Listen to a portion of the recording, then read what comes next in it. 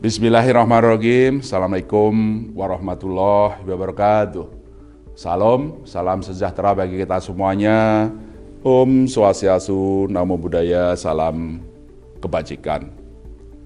Di sini Peri Warjio, Gubernur Bank Indonesia, sedang berada di Washington DC. Pada hari Rabu 20 April yang lalu, Ibu Menteri Keuangan bersama saya memimpin sidang kedua Menteri Keuangan dan Gubernur Bank Sentral negara-negara G20 di bawah presidensi Indonesia G20 tahun 2022 ini dengan tema Recover Together, Recover Stronger.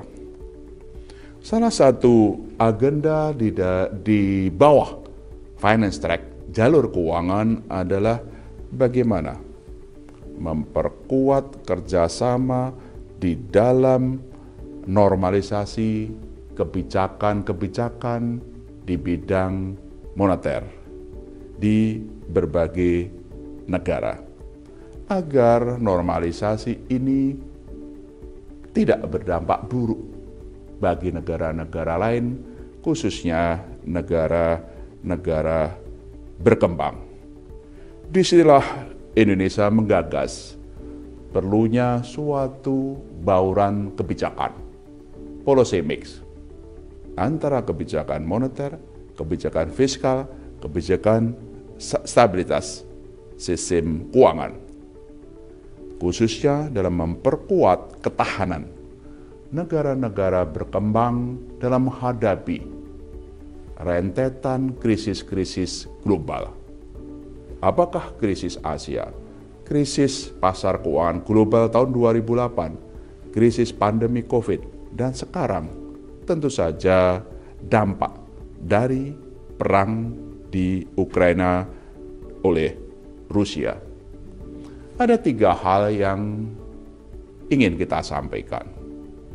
1. Dalam kondisi menghadapi permasalahan yang sangat kompleks, tidak mungkin solusi kebijakannya hanya satu.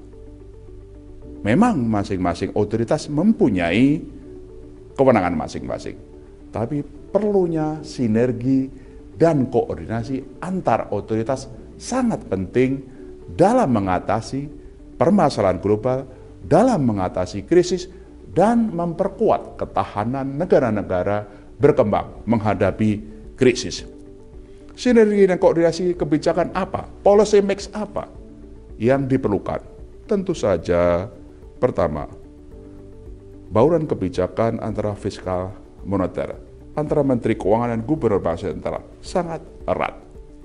Dan kemudian di dalam stabilitas sistem keuangan. Dan tentu saja kebijakan-kebijakan di sektor real, transformasi, kemudian juga kemudahan iklim investasi, dan juga perdagangan maupun lain.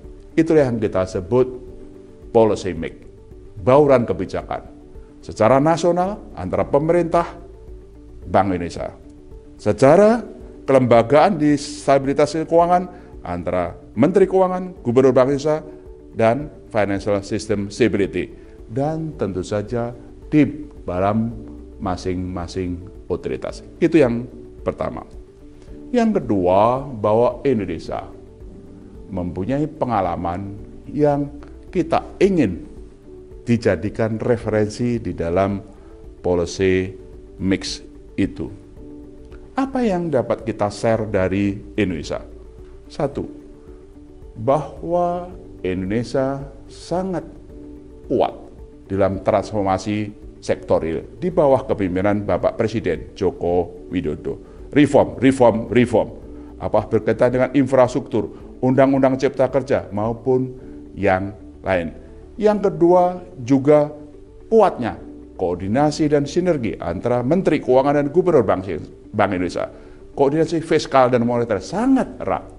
Ketiga, koordinasi dalam Financial System Stability antara Menteri Keuangan, Gubernur Bank Indonesia, OJK, LPS di bawah KSSK.